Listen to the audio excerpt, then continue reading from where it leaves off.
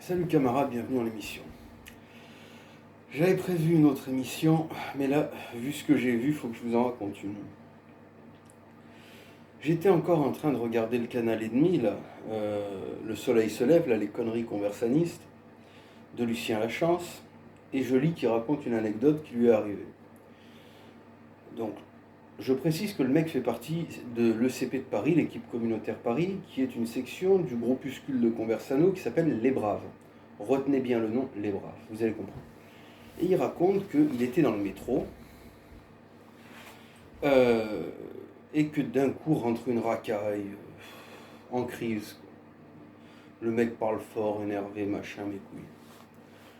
Que les gens ne calculaient pas cette racaille. Et lui, il dit qu'il a pris une initiative. Je sais pas, le mec fait partie des braves, il se dit nationaliste, donc d'extrême droite, donc je sais pas, lui tamponner la gueule. Attendre que la porte de la rame s'ouvre, lui foutre un coup de botte pour l'envirer. Eh bien non. Il a pris la décision de se barrer. Il a pris la décision d'attendre que la porte de la rame s'ouvre, de descendre et d'attendre le prochain. C'est pas très brave hein, comme attitude. Enfin, c'est conversaniste quoi. C'est regarder Conversano, regarder Adrien Blasio. Oh putain, lui je peux pas m'empêcher. C'est le pire de tout. L'incarnation du sous-homme par excellence.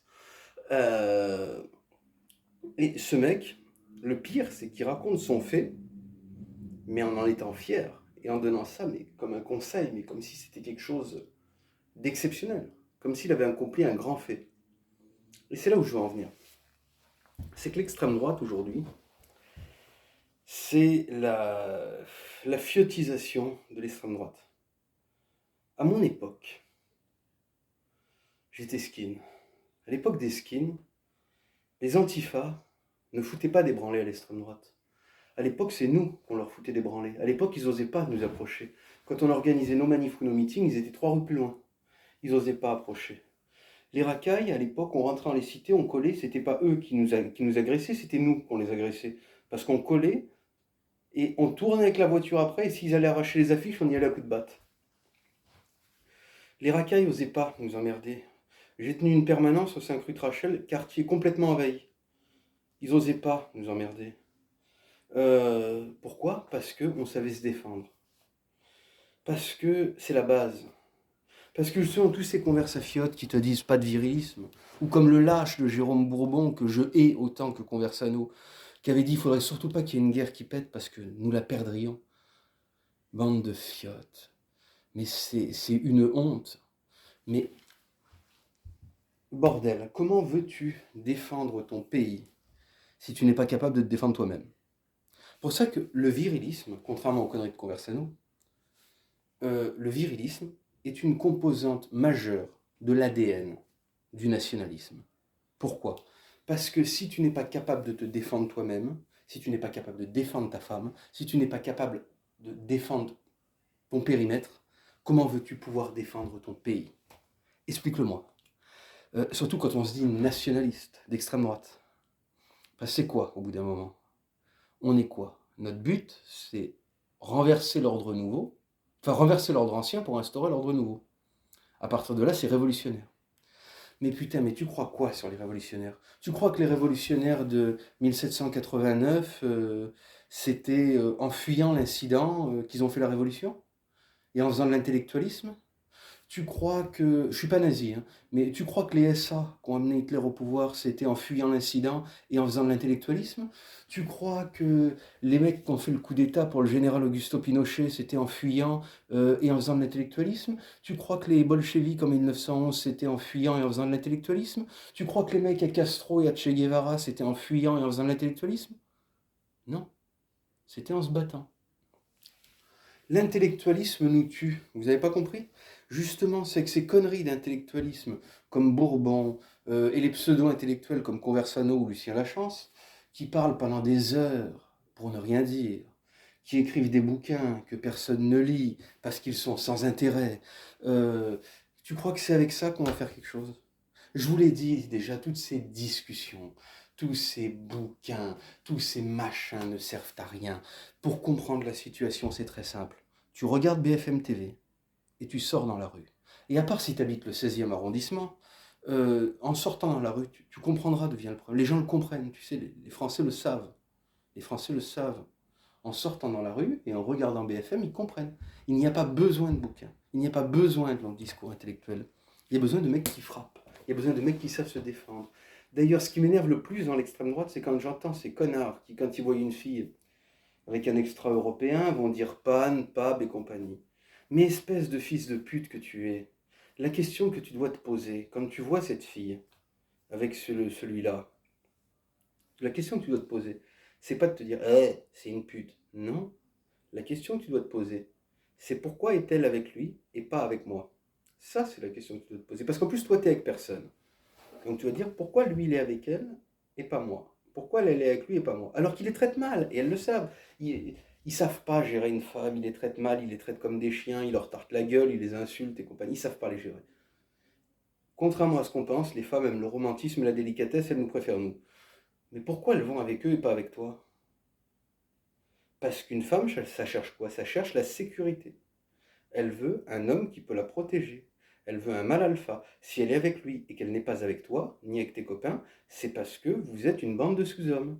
C'est parce que vous n'avez pas de couilles. C'est parce que vous n'incarnez pas le mâle alpha. C'est tout simplement ça. Pourquoi moi j'ai toujours eu des bombes dans ma vie? Parce que moi j'incarne le mâle alpha.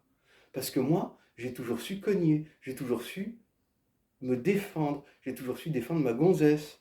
Moi, en même temps que j'ai fait de la politique, bon, déjà à mon époque j'étais skin, donc c'était looké. Donc déjà tu vois un mec looké en skin, déjà si le mec sort dans la rue looké en skin, c'est qu'il n'a pas peur de se battre.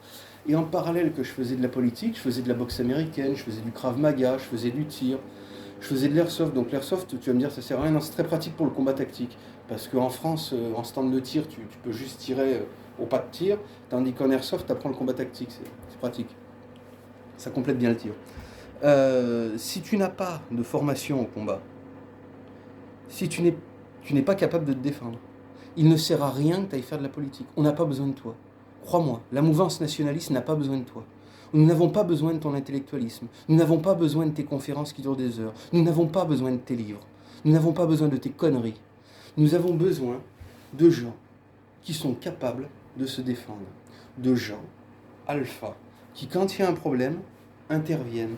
De gens qui, quand ils voient un mec qui fout le bordel dans le métro, sont capables de le virer avec un coup de pied au cul. De gens qui, quand ils voient des mecs comme d'une fille, sont capables d'aller aider la fille.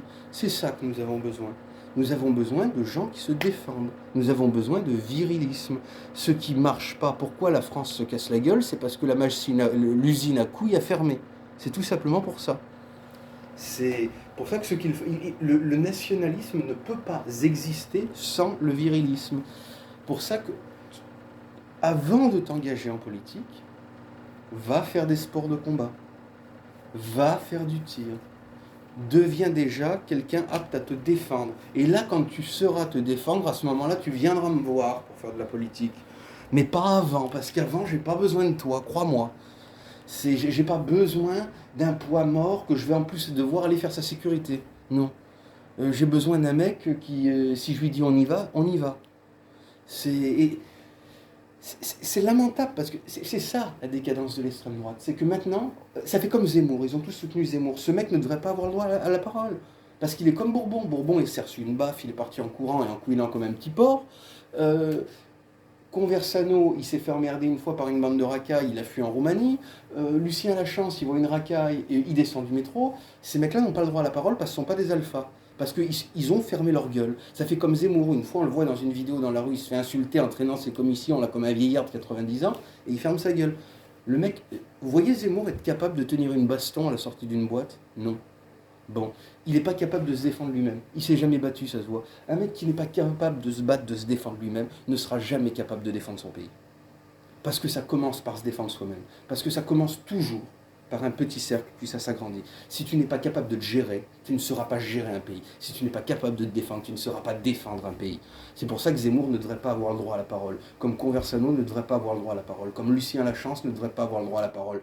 Comme Jérôme Bourbon ne devrait pas avoir droit à la parole. Comme Adrien Blassiot ne devrait jamais être né. C'est simple, c'est logique. C'est logique. C'est incroyable que je viens vous le dire.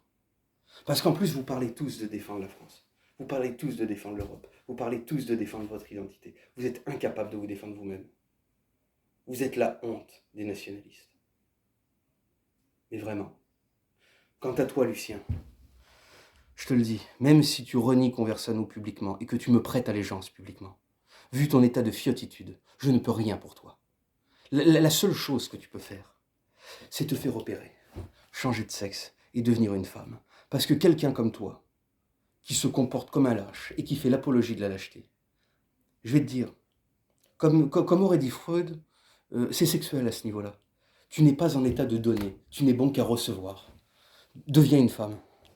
Il n'y a que ça. Il n'y a que ça. Deviens une femme et trouve-toi un mec pour te protéger. Ah, donc là, je suis énervé, oui, ça m'a énervé.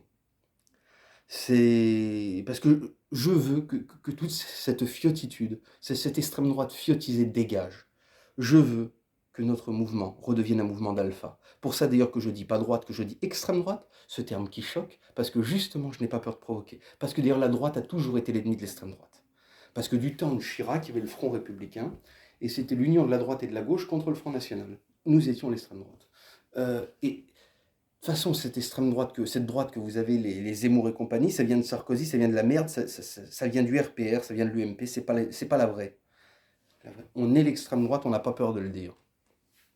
Et portez vos couilles. Arrêtez de dire, nous ne sommes pas l'extrême droite, nous ne sommes la droite, nous ne sommes pas des nationalistes, nous sommes des patriotes. Oui, mais attention, nous ne sommes pas racistes, nous sommes assimilationnistes. Putain, arrêtez de vous excuser, assumez ce que vous êtes.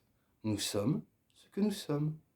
On porte ses couilles, on assume, on se défend dans la rue. Voilà ce que j'avais à vous dire. Donc si vous vous reconnaissez dans ce que j'ai dit, si vous êtes quelqu'un comme moi, soyez les bienvenus. Si vous êtes comme les fins de race, les sous-hommes que je viens de citer, cassez-vous, on n'a pas besoin de vous. La leçon est terminée. Salut camarades.